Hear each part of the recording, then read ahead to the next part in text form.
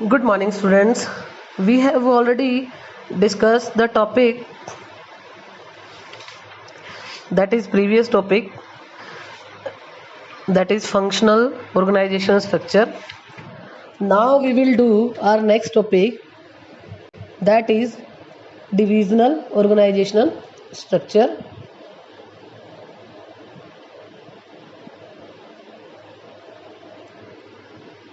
Now come to the next point, that is advantage of divisional structure. Divisional structure की advantage ये है कि divisional heads जो होते हैं उनमें बहुत सारी क्वालिटीज़ की डेवलपमेंट हो जाती है, क्योंकि आप अगर राइट हैंड पे डिविजनल स्ट्रक्चर की पिक्चर देखोगे तो आपको पता चलेगा कि किस तरह से कंपनी XYZ तीन प्रोडक्ट बना रही है और तीनों के अलग अलग डिपार्टमेंट्स हैं सभी। तो एक डिविजनल हेड के अंडर चारों डिपार्टमेंट्स हैं, यानी कि उन चारों एक्टिविटीज़ के बारे में वो अवेयर रहेगा, उन सबके बारे में उसको नॉलेज होगी, right. And after that divisional results can be assessed. हर एक डिवीज़न के सेपरेटली रिजल्ट चेक किए जा सकते हैं कि कौन सा प्रॉफिटेबल है और कौन सा नहीं है, क्योंकि कंपनी ये डिसीजन भी ले सकती है कि जो प्रॉफिटेबल है वो हम कंटिन्यू रखेंगे, जो लॉस में जा रहा है उसको बंद कर दें, right. And after that quick decision making.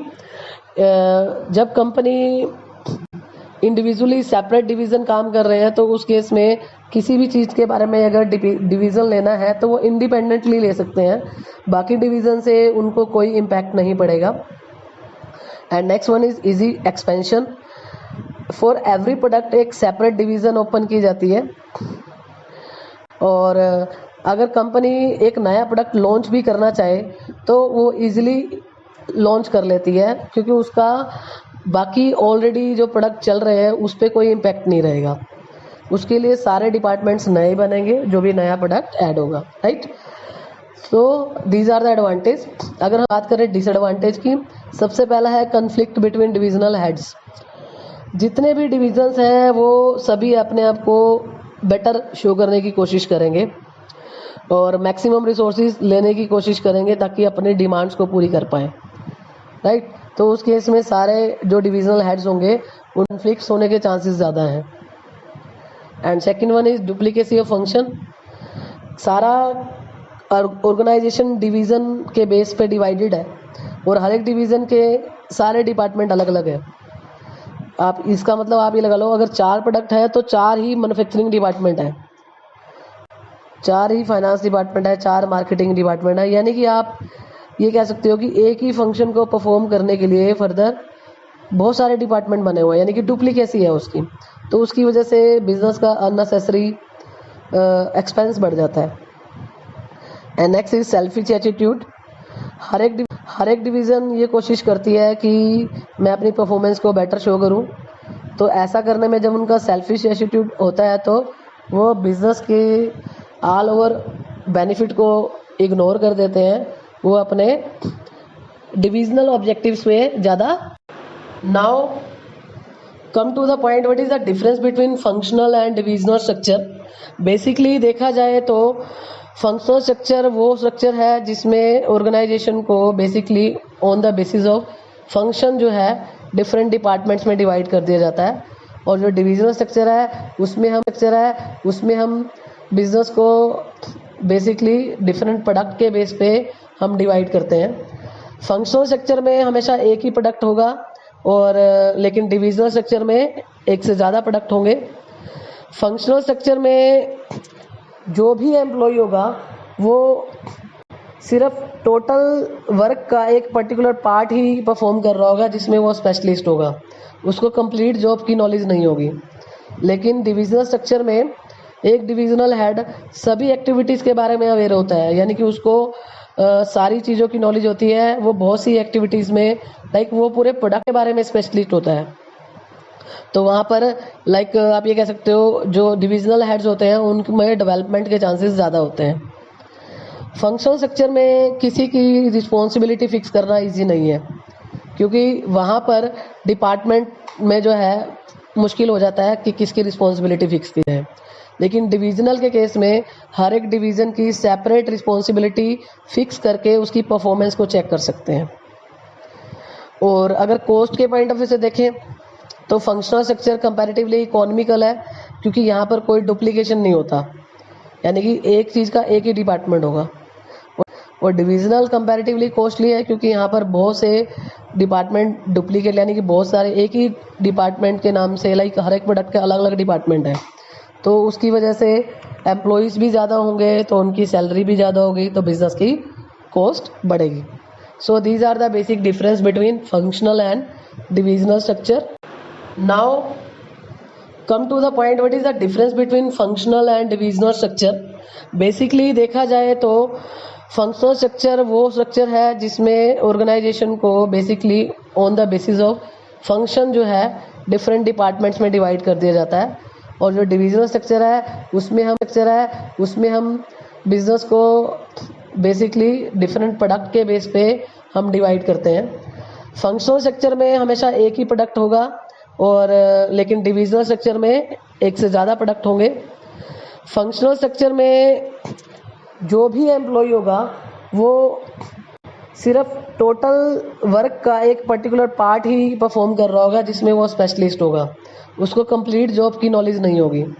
लेकिन डिविजनल स्ट्रक्चर में एक डिविजनल हेड सभी एक्टिविटीज़ के बारे में अवेयर होता है, यानी कि उसको सारी चीज़ों की नॉलेज होती है। वो बहुत सी एक्टिविटीज़ में लाइक वो पूरे प्रोडक्ट के बारे में स्पेशलिस्ट होता है, तो वहाँ पर लाइक आप ये कह सकते हो जो डिविजनल हेड्स होते हैं उनमें डेवलपमेंट के चांसेस ज़्यादा होते हैं। फंक्शनल स्ट्रक्चर में किसी की रिस्पॉन्सिबिलिटी फिक्स करना इजी नहीं है क्योंकि वहाँ पर डिपार्टमेंट में जो है मुश्किल हो जाता है कि किसकी रिस्पॉन्सिबिलिटी फिक्स की है। लेकिन डिवीजनल के केस में हर एक डिवीज़न की सेपरेट रिस्पॉन्सिबिलिटी फिक्स करके उसकी परफॉर्मेंस को चेक कर सकते हैं। और अगर कॉस्ट के पॉइंट ऑफ व्यू से देखें तो फंक्शनल स्ट्रक्चर कंपैरेटिवली इकोनॉमिकल है क्योंकि यहाँ पर कोई डुप्लीकेशन नहीं होता, यानी कि एक चीज़ का एक ही डिपार्टमेंट होगा। और डिविजनल कंपैरेटिवली कॉस्टली है क्योंकि यहाँ पर बहुत से डिपार्टमेंट डुप्लीकेट, यानी कि बहुत सारे एक ही डिपार्टमेंट के नाम से, लाइक हर एक प्रोडक्ट के अलग अलग डिपार्टमेंट है, तो उसकी वजह से एम्प्लॉयज़ भी ज़्यादा होंगे तो उनकी सैलरी भी ज़्यादा होगी, तो बिजनेस की कॉस्ट बढ़ेगी। So these are the basic difference between functional and divisional structure. Now students, our next topic is delegation of authority.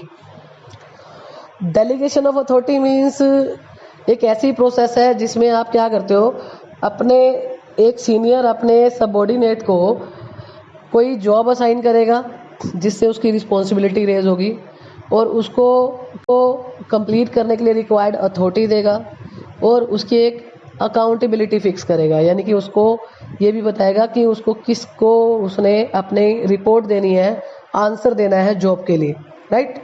तो दिस कंप्लीट प्रोसेस जो हम ये कहेंगे ये क्या है, डेलीगेशन है। यानी कि डेलीगेशन एक ऐसी प्रोसेस है जिसमें responsibility, authority and accountability create की जाती है, और उसको ये बताया जाता है कि वो किसके लिए काम करेगा और किसके लिए वो रिस्पॉन्सिबल है और वो किसके लिए आंसरेबल है। सो डेलीगेशन जो है सिंपली ट्रांसफरिंग ऑफ अथॉरिटी की एक प्रोसेस है जो कि रिस्पॉन्सिबिलिटीज़ को कंप्लीट करने के लिए दी जाएंगी। सो जब हम बात करते हैं डेलीगेशन की, तो डेलीगेशन में ये तीन वर्ड है, रिस्पॉन्सिबिलिटी, अथॉरिटी एंड अकाउंटेबिलिटी। यही तीन वर्ड्स इसके क्या है, एलिमेंट्स हैं। These three elements are detailed here. First element is responsibility. Responsibility means a job or work is assigned to a person जो कि सपोज किया जाएगा कि उसको परफॉर्म करना है, एंड रिस्पॉन्सिबिलिटी असाइन की जाएगी किसी और पर्सन को। रिस्पॉन्सिबिलिटी एक ड्यूटी को रेज करेगी, और ऑल ओवर रिस्पॉन्सिबिलिटी तभी रेज होती है जब सुपीरियर और सबऑर्डिनेट में रिलेशनशिप होते हैं, right. And second point is authority. Authority एक पावर है, एक राइट है किसी का, किसी को ऑर्डर देने का, इंस्ट्रक्शंस देने का। और इसके अलावा ये हमेशा टॉप टू बॉटम जाएगी। अथॉरिटी असाइन की जाती है किसी और पर्सन को, ये पोस्ट से रिलेटेड होगी। इसके अलावा अथॉरिटी जो है ऑल ओवर मैनेजरियल जॉब को परफॉर्म करने के लिए एक की है। अगर अथॉरिटीज़ नहीं होंगी तो मैनेजरियल पोस्ट पे काम प्रॉपरली नहीं हो पाएंगे, right. And after that accountability. Accountability क्या है? एक आंसरेबिलिटी है फाइनल आउटकम के लिए कि जो जॉब असाइन की गई थी उसके लिए आपने किसको जवाब देना है, राइट। एंड अकाउंटेबिलिटी कभी भी डेलीगेट नहीं की जा सकती और ये हमेशा ऑनवर्ड होगी, डेलीगेटेड। और ऑल ओवर ये भी सीनियर सबऑर्डिनेट रिलेशनशिप पे डिपेंड करेगी और ये हमेशा रेज तभी होती है जब डेलीगेशन ऑफ अथॉरिटी होगी। अगर डेलीगेशन ऑफ अथॉरिटी है तो अकाउंटेबिलिटी रेज होगी, this is compulsory, right.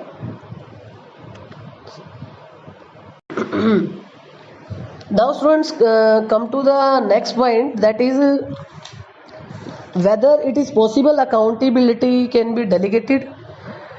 Then clear cut answer is no, accountability cannot be delegated.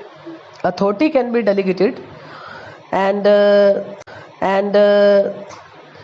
क्योंकि कोई भी एक पर्सन लास्टली जिसको जॉब असाइन किया गया था वो अपनी अकाउंटेबिलिटी को ट्रांसफ़र नहीं कर सकता। अगर एक पर्सन को कोई जॉब असाइन की गई है, हो सकता है वो हेल्प के लिए अपने जूनियर को या जॉब डिवाइड कर दे, लेकिन लास्ट आंसरेबिलिटी उसी की ही रहेगी। जैसे मैं एग्जांपल बोलूँ, एक चीफ मैनेजर है, वो जॉब असाइन कर रहा है डिपार्टमेंटल मैनेजर्स को, इन टर्न उनको वो जॉब आगे असाइन कर देते हैं अपने सबऑर्डिनेट को। तो डिपार्टमेंटल मैनेजर जो है जिसको जॉब असाइन की गई थी, दे डेलीगेट द अथॉरिटी, वो अपनी अथॉरिटी आगे डेलीगेट तो कर देते हैं जॉब करने के लिए अपने सबऑर्डिनेट को, लेकिन this will not terminate the his accountability, लेकिन उसकी जवाबदेही ख़त्म नहीं हो जाएगी। चीफ मैनेजर को बाद में वही डिपार्टमेंटल मैनेजर ही जिम्मेवार होगा कि काम हुआ कि नहीं हुआ। He will always be answerable to his chief manager for the performance of his subordinates. On this basis, there would be no anomaly in saying that just authority can be delegated but not accountability. यानी कि हम इस चीज़ में कोई confusion नहीं है, कोई दोराहे नहीं है कि हम ये कहेंगे कि अथॉरिटी तो डेलीगेट कर सकते हैं लेकिन अकाउंटेबिलिटी हमेशा उसी पर्सन की रहती है हु डेलीगेट्स द अथॉरिटी, जो अथॉरिटी को डेलीगेट करेगा अपने वर्क को सिंपल करने के लिए, इजी करने के लिए, लास्ट रिस्पॉन्सिबल वही रहेगा, right. So this is the topic for today and next topic we will do in the next class, that will be process of delegation of authority. Thank you so much.